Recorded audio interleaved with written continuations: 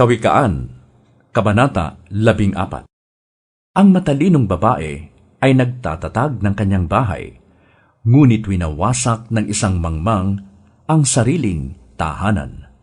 Ang gumagalang at sumusunod kay Yahweh ay lumalakad sa katuwiran, ngunit ang nagwawalang bahala sa kanya ay nasa likong daan. Ang bawat salita ng mangmang ay may katumbas na parusa, kaya ang matalino'y nag-iingat sa mga salita niya.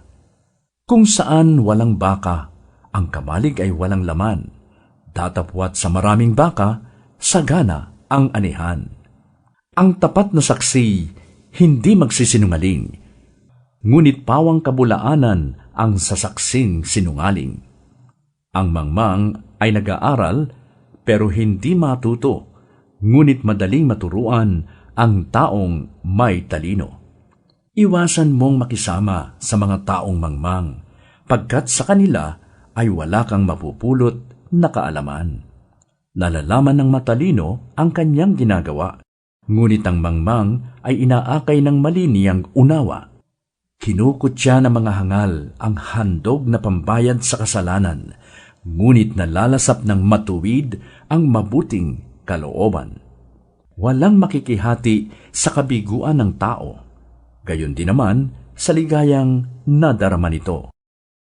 Ang bahay ng masama ay sadyang mawawasak, ngunit ang tolda ng matuwid ay hindi babagsak. May daang matuwid sa tingin ng tao, ngunit kamatayan ang dulo nito. Sa gitna ng ligaya, maaaring dumating ang kalungkutan, ngunit ang kaligayahay maaaring magwakas sa panambitan. Pagbabayaran ng tao ang liko niyang pamumuhay, ngunit ang gawa ng matuwid ay gagantimpalaan. Pinaniniwalaan ng mangmang ang lahat niyang mapakinggan, ngunit sinisiyasat ng may unawa ang kanyang pupuntahan. Ang taong may unawa ay lumalayo sa kasamaan, ngunit ang mangmang ay napapahamak dahil sa kapabayaan.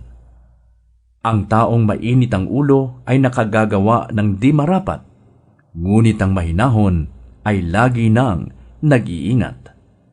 Ang taong hangal ay nag-aani ng kamangmangan, ngunit ang matalino'y nagkakamit ng karunungan. Ang makasalanan ay gumagalang sa mabuting tao, at makikiusap na siya'y tulungan ito. Ang taong mahirap kadalas ay tinatalikuran, ngunit ang mayaman ay maraming kaibigan. Ang humahamak sa kapwa ay gumagawa ng masama, ngunit ang matulungin, ligaya ang tinatamasa. Ang gumagawa ng masama ay mapapahamak, ngunit ang nag-iisip ng mabuti, pagkakatiwalaan at igagalang. Ang bawat pagsisikap ay may pakinabang, ngunit ang puro salita, ang bunga ay kahirapan. Ang putong ng matalino ay ang kanyang karunungan, ang kwintas ng mangmang ay ang kanyang kahangalan. Ang tapat na saksi ay nagliligtas ng buhay, ngunit ang salita ng sinungaling ay pawang kataksilan.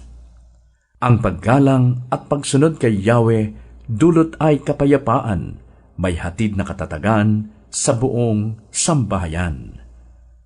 Ang paggalang at pagsunod kay Yahweh ay bukal ng buhay, at ang taong mayroon nito'y malayo sa bitag ng kamatayan.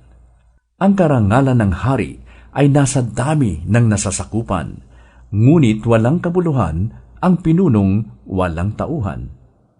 Ang hinahon ay nagpapakilala ng kaunawaan, ngunit ang madaling pagkagalit ay tanda ng kamangmangan.